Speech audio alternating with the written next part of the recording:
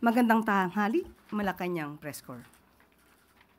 Problema sa kuryente sa Siquijor at Tacloban, tinutukan ni Pangulong Ferdinand R. Marcos Jr. Yan ang ating pag-uusapan sa ngayon. At galit at dismayado ang ating Pangulo sa kondisyon po ng Siquijor. Hindi na po kasi biro ang sitwasyon sa Siquijor. Araw-araw may mga brownout at tumatagal ng higit sa 5 oras. Dahil sa kakulangan sa kuryente, hindi makapasok sa paaralan ang mga kabataan. Hindi makapagtrabaho ang ating mga kababayan. Bagsak din ang kabuhayan at napapahamak ang kalusugan ng mga pasyente sa mga health facilities. Problema na rin ang supply ng tubig. Dapat managot ang mga nagpabaya, kaya umabot tayo sa sitwasyon na ito. Ang sabi, dulot ito ng kakulangan sa power supply at lumang power facilities. Kulang din ang pondo upang bumili ng spare parts at ayusin ang sirang generators. Hindi katanggap-tanggap sa Pangulo ang mga dahilang ito. Kaya't agad pong naglabas ng direktiba ang Pangulo para tugunan ang problemang ito. Una, inutos niya ang immediate deployment ng karagdagang generator sets. Parating na ang 1-2 megawatt modular genset bunga ng koordinasyon sa pagitan ng National Electrification Administration o NEA at Palawan Electric Cooperative o PALECO. Parating din ang isa pang rental genset mula sa Siquijor Island Power Corporation o SIPCOR. Target po ng mga ito na mabawasan ang brownout habang inaayos pa ang mga planta. Pangalawa, inatasan niya ni Pangulo ang NEA na pamunuan ng crisis response, kasama dito ang technical support at araw-araw na koordinasyon sa LGU at sa power distributors. Pangatlo, ipinag-utos ng Pangulo ang full legal review at audit ng kasunduan sa pagitan ng SIPCOR at Province of Siquijor Electric Cooperative o Prosielco. Layunin nitong alamin ang naging pagkukulang at pananagutin ang dapat managot at tiyakin na hindi na ito mauulit. Bukod sa agarang aksyon, inutusan rin ng Pangulo ang Department of Energy at NEA na bumalangkas ng pangmatagalang energy plan para sa Siquijor na dapat po ay matatag, maaasahan at sapat ang serbisyo. May inalatag ding 6-month timeline ang Pangulo. Ito po ang tinatawag niyang short-term solution period kung saan gagamitin ang mga genset para matiyak ang tuloy-tuloy na supply habang pinaplano ang pangmatagalang solusyon. Sa loob ng 6 na buwan, dapat nang mailatag at maipatupad ang permanenteng sistema para sa kuryente sa Siquijor. Kasama rito ang pag-ayos ng mga planta, transmission lines, fuel logistics at technical standards at malinaw po ang babala ng Pangulo. SIPCOR has to live up to its commitments. Kung hindi nila magawa, hindi pwedeng maibigay. We are losing the opportunity to grow Siquijor. Dahil napakalaking problema ang dinadanas ng ating mga kababayan dito sa Siquijor dahil nga sa kakulangan ng pag-provide ng kuryente, at least in the short term. In the short term, nagpapunta tayo rito ng mga genset. The gensets are arriving tonight and tomorrow. So, pagka naikabit na yon at mapaandar na yon, kompleto na ang supply. We have given ourselves a deadline of 6 months for this short-term solution. 6 months from now, we do not have to resort to the emergency gensets.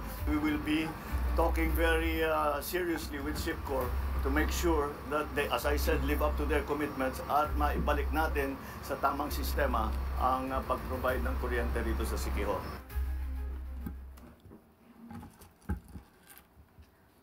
Ayon din sa Pangulo, pinabilis ang aksyon sa San Juanico Bridge rehabilitation sa Tacloban naman. Tinignan ng Pangulo ang kalagayan ng San Juanico Bridge. Araw-araw po itong dinaraanan ng mga residente para makapasok sa trabaho, makakuha ng pagkain at makapunta sa ospital. Pinakinggan ng Pangulo ang mga residente. Ramdam niya ang pagkadismaya ng mga tao. Nakarating sa Pangulo ang pangamba at pagkadismaya ng mga residente sa mga lumalalang issue ng kaligtasan sa tulay. Kaya't agad na nagdeklara ng state of calamity ang Pangulo para mapabilis ang galaw ng mga ahensya at masigurong ligtas ang mga dumaraan sa tulay habang isinasagawa ang mga kinakailangang pagkukumpuni. Personal ding sinuri ni Pangulong Ferdinand R. Marcos Jr. ang Amandayehan Port sa Samar upang matugunan ang abalang dulot ng limitadong daloy ng San Juanico Bridge.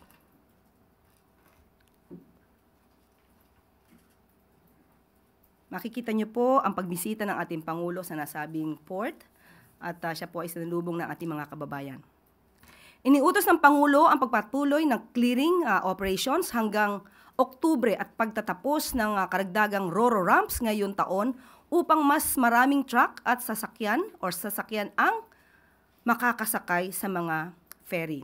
Kasama rin sa kanyang direktiba ang pagkabit ng navigator aids ngayong Hunyo, gaya ng mga ilaw, marker at buoy na magsisilbing gabay sa mga sasakyang pandagat upang masiguro ang ligtas na biyahe sa port area. Ang mga aksyong ito ay bahagi ng mas malawak na direktiba ng Pangulo sa pamahalaan, mabilis at epektibong trabaho para sa bansa at para sa taong bayan. Malinaw ang layunin ni Pangulong Marcos Jr. sa sitwasyon sa Siquijor at Tacloban. Maibalik ang kuryente at tubig, maayos ang tulay at higit sa lahat, maibalik ang tiwala ng taong bayan na ang gobyerno ay kumikilos at tumutupad. Handa na po akong sumagot sa inyong mga katanungan. Maraming salamat, Yusek Claire. First question, Leth Narciso, DZRH.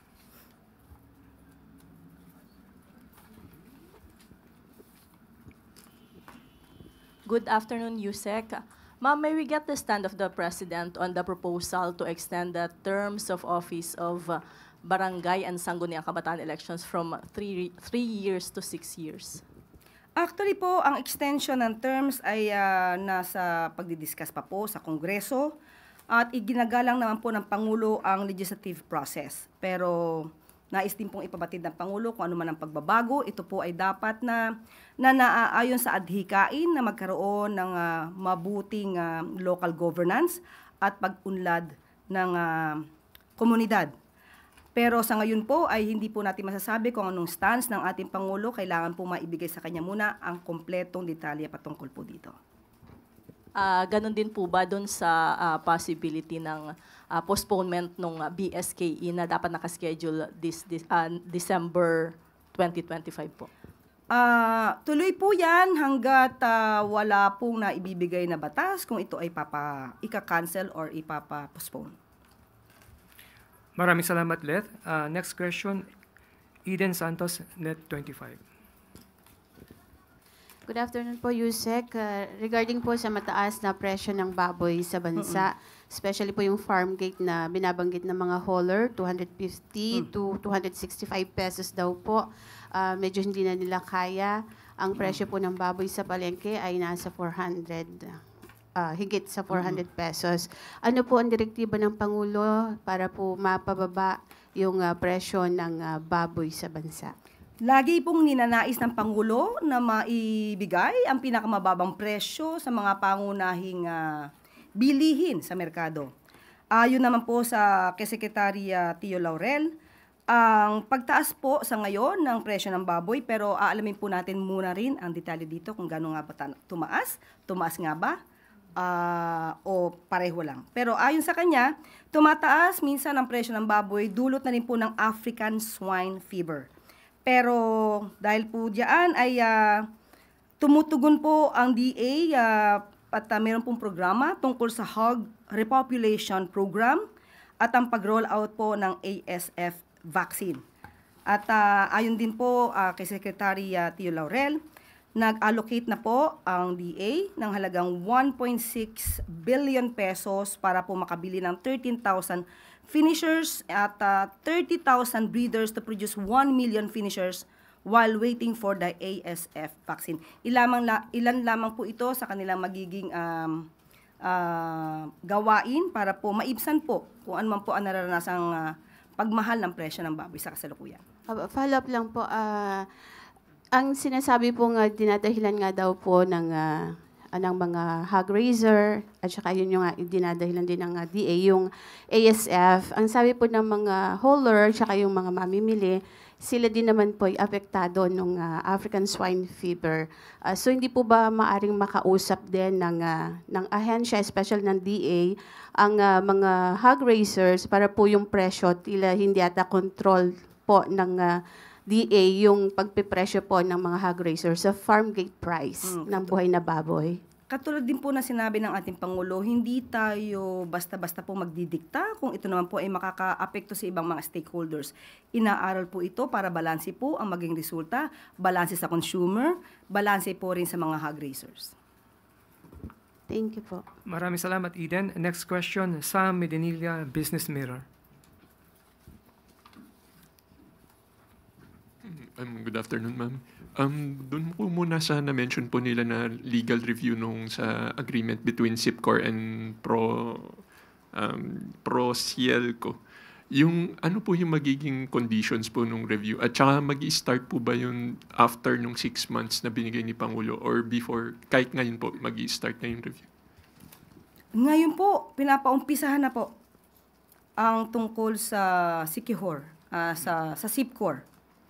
At meron na pong direktiba ang Pangulo at kung ano man po ang mangyayari po dito sa malalimang pag-iimbestiga, maaari pong magkaroon ng pag-cancel ng anumang kontrata. Pero depende po yan. Hindi ko po sinasabi na ito yung maaari mangyari. Depende pa po yan sa pag-iimbestiga kung ano po ang kalalabasan nun.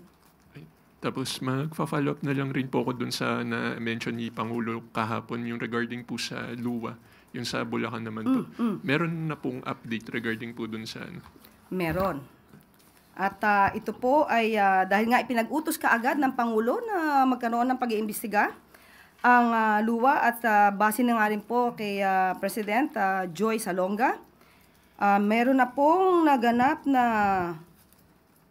pag-uusap sa pagitan po ng City of Malolos Water District at kasama po ang Prime Water.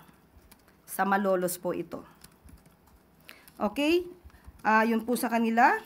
Kailangan po magkaroon ng improvement sa water supply service sa dalawang affected barangays. Nangako po ang Prime Water na i-repair ang pump station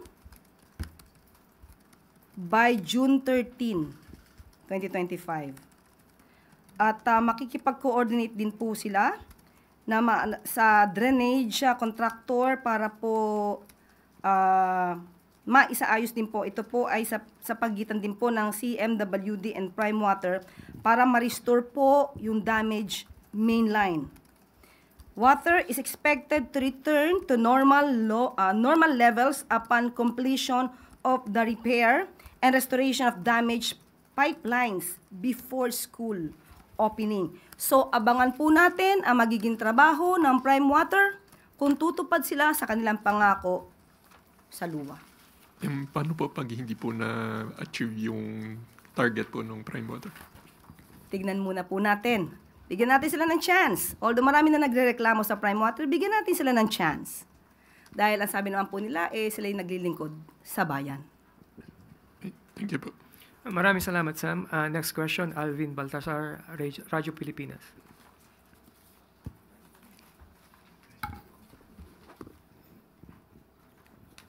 Yusek, mukhang decided talaga si Pangulo na papanagutin yung SIPCOR kung hindi makakatugon doon sa problema. At anong hakbang yung posibleng hakbang, Yusek, yung pwedeng gawin ng pamahalaan kung sakasakaling hindi makatugon ang SIPCOR doon sa obligasyon nito. Sa ngayon po, binanggit po natin, mabilis ang pagtugon sa problema para po maibsan ng dinaranas na hirap ng mga kababayan natin sa Siquijor. So, dahil nasa ilalim na ng state of calamity ang Siquijor, maaari na po maggamit ang calamity fund para sa agarang aksyon at para mabawasan din ang delay sa implementasyon ng mga proyekto at mapigil din po ang labis na pagtaas ng presyo ng bilihin. At yun nga po, yung mga genset po ay ipapadala. Yan po ang pinakamabilis na maisagawa ngayon para maibsan po ang kahirapan ng ating mga kababayan sa Siquijor. Yusek, for the record, sino po ba may-ari ng SIPCOR? Ang SIPCOR po, kung saan po nakakaranas, kung sino po yung nagmamanage at nagmamayari, Ang SIPCOR po, na siya pong nagmamanage ng kuryente or yung power provider sa Siquijor, ay pag-aari pa rin po ng Villar Group of Companies. Ang SIPCOR ay pag-aari rin po ng Villar Group of Companies. At kaya po minamadali po ng Pangulo na makausap po ang SIPCOR para sa mas mabilisang pagtugon sa problema. Dahil kung tutusin po, hindi po ito bagong problema. Dapat noon pa po ito natugunan. Ang sabi nga po nila, ang tunay na kaibigan ay walang iwanan. We hope that they will not abandon their obligations to their friends in Siquijor. Yusek, follow-up lang. Gaano na ba katagal yung problema doon sa Siquijor? Okay. Tayo po ay nagpapaimbestiga pa dahil mukhang matagal-tagal na rin po ito. Kaya nga po nag-declare na po ng state of calamity at meron po akong records dito at ibibigay ko na lang po sa inyo siguro ang mga detalye. Thank you, Alvin. Follow-up question, Clay Partilla. Good afternoon po, Yusek. Yusek, nabanggit niyo po pwedeng makansela yung kontrata, pero what violations or consequences pa po SIPCOR may face for failing to provide 24/7 power supply, and what case can be filed? Also po, na-assess na po ba, masasabi po ba that Siquijor is losing millions of money dahil po sa crippling power crisis? Sa ngayon, hindi ko po masasabi yung pinakadetalye kung ano ang maaaring solusyon. Dahil definitely po, ang gobyerno ngayon ang tumutugon para maibsan ang problema sa Siquijor na supposed to be dapat hindi po sinasagot. Sana ng gobyerno dahil nga mayroong private companies na dapat or kooperatiba na dapat at tumutugon sa problema ng mga kababayan natin sa Siquijor. Pero ngayon po, ito ay papasanin ng gobyerno. Karagdagang gastos sa kapabayaan ng iba. So, titignan na lang po natin ang mga detalye patungkol po dito. Maraming salamat, Clay. Next question. Follow-up question, Pia. Ma'am, Gutierrez. yung sa LUA, before the midterm elections, President Marcos has ordered an investigation into the operations of Prime Water. So may update na po ba dito? Ongoing pa rin po ba yung investigation ng LUA at may commitment na rin po ba yung Prime Water para ayusin yung kanilang serbisyo, at least even for the province of Bulacan po? Ayoko pong pangunahan, pero most probably malapit-lapit na po na makapagbigay ako sa inyo ng detalye patungkol dyan. Hindi po ito tinutulugan lagi naming fina-follow up ang pag-iimbestiga dito.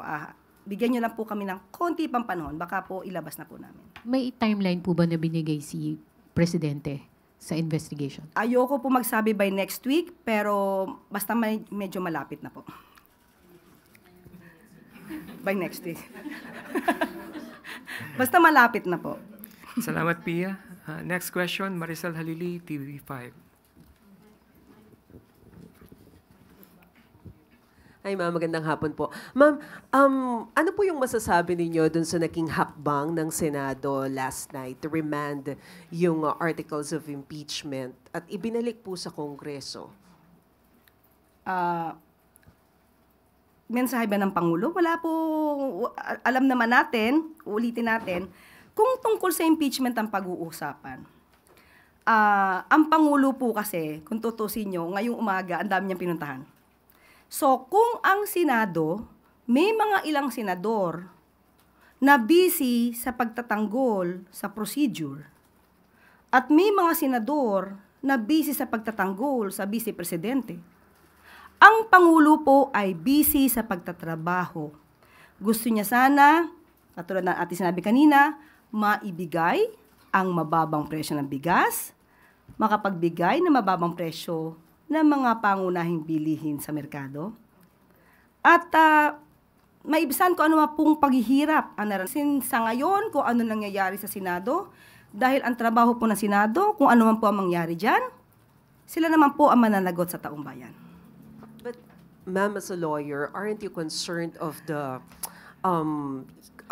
worries of other lawmakers na that this might lead to constitutional crisis? As a lawyer, opinion ko na to ha. Okay. For me, depende po yan eh. Depende. So, ang pagre-remand back, dahil yan naman ang pagdesisyonan nila,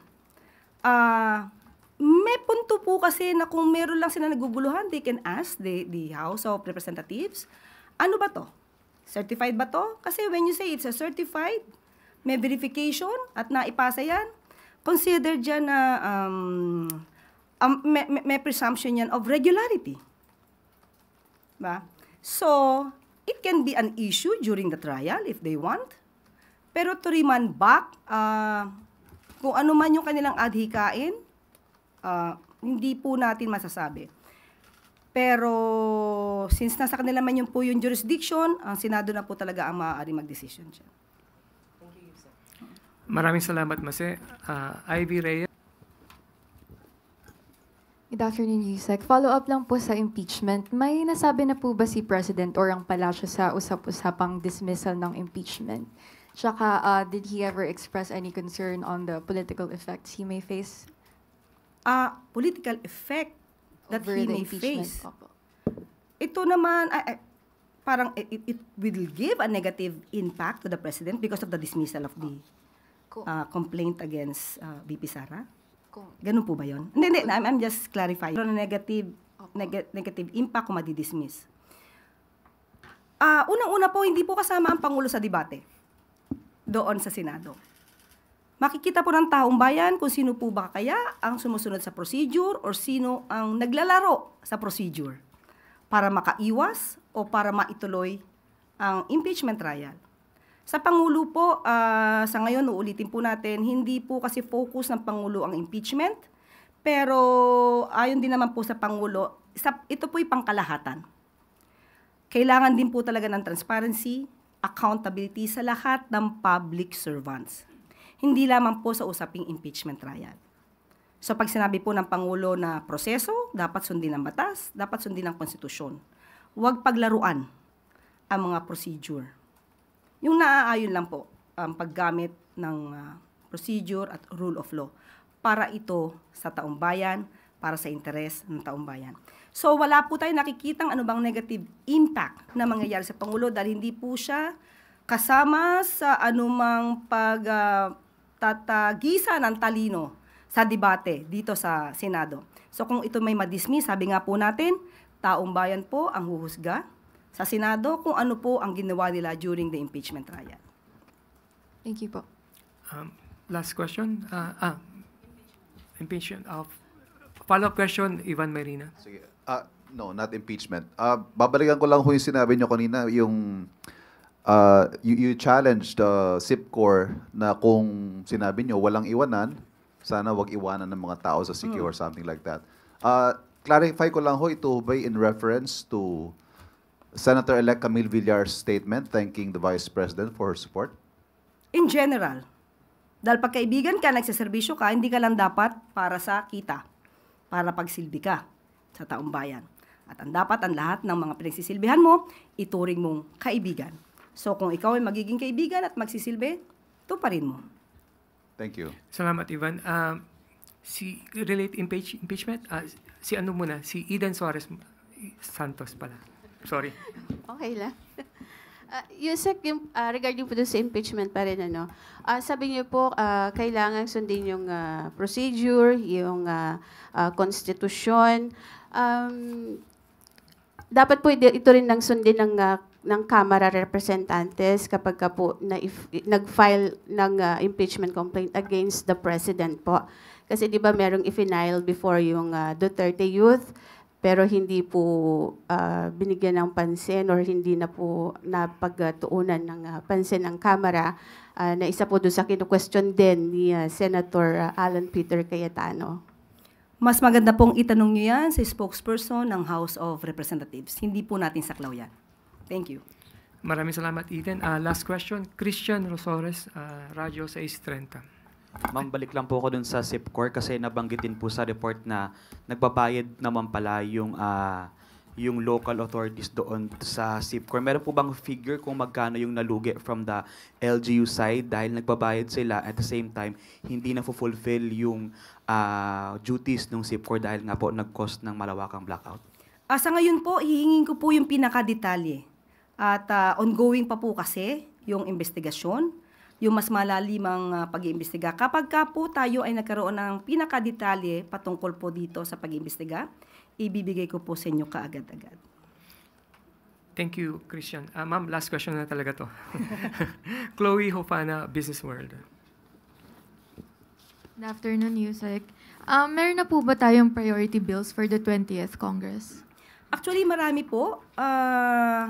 Meron po mga priority bills na pag-usapan po to sa nakaraang LEDAC, Common Legislative Agenda. Nandito po, unang-una, siyempre, unahin po natin yung National Government Right Sizing Program at amendments to the Right of Way Act. Dalawa lang po ito sa pinakamahalagang dapat sana na maipataguyod na dahil malaki pong bagay kapag ito'y naisa batas, malaking bagay po ito para sa gobyerno. Nandyan din po yung The Konektadong Pinoy Act at pati po yung the amendments to the Universal Health Care Act. So, ilan lamang po ito. Marami po kasing batas na nais na maipasa, pero yan lang po muna ang aking maibabanggit dahil yan yung pinaka-importanting dapat sana na maipasa. Sa wage hike naman po, Yusek, the DBCC just released a position paper warning against the legislated across-the-board minimum wage hikes of 200 pesos and 100 pesos. Last time, the president said he needs to weigh pa the economic impacts of this. So, does this mean po na the DBCC's study, does that reflect po the stance of the president? Sa ngayon po, tatanungin ko yung Pangulo kung kanya na pong nabasa yung sinasabi. Dahil sa ngayon, ako personally po, wala pa po akong kopya nung inyong sinasabi. Pero hindi ko pa po kasi naitanong sa Pangulo ang patungkol dyan. Baka po, pag nagkaroon kami ng pagkakataon, maitanong ko po yung tanong na yan at ibibigay ko po agad sa inyong sagot. And last question na, if lawmakers pass the bill tonight, may chance po ba na ma-veto ito ni President since essentially alter ego niya po ang mga DBCC heads and mukhang hindi sila sang-ayon sa wage hike. So, hindi ko po masasagot sa ngayon. Kailangan mabasa pa rin po ng Pangulo ang mga detalye patungkol dyan. Kung ito naman po ay makakabuti sa mga manggagawang Pilipino, malamang ay maayon na ng Pangulo. Pero ang sabi po niya, kailangan po talagang aralin bago siya sumang-ayon. Kasi marami pong stakeholders concern na dapat din pong madinig sa parte na yan. Thank you, Yusek. Thank you, Chloe Hofana. Okay, so bago po tayo magtapos, 53 free Wi-Fi sites sa Tawi-Tawi. Ito ang tagubilin ni Pangulong Ferdinand R. Marcos Jr. No Filipino is left behind. Kaya ang DICT ay naglunsad ng 53 Wi-Fi sites sa 25 locations sa Tawi-Tawi na ngayon ay may access na sa libreng internet. Pagpapatupad na rin ito sa Free Wi-Fi for All program ng Pangulo at DICT. Patunay ito na ang digital bayanihan kahit malayo ka sa sentro, kasama ka sa pag-unlad ng bagong Pilipinas. Mula trabahong digital sa Batanes, ngayon sa Tawi-Tawi Connectivity, at sa susunod naman ay Dumaguete para sa e-commerce. So yan lamang po. Maraming salamat, Malacanang Press Corps, at magandang hapon para sa bagong Pilipinas.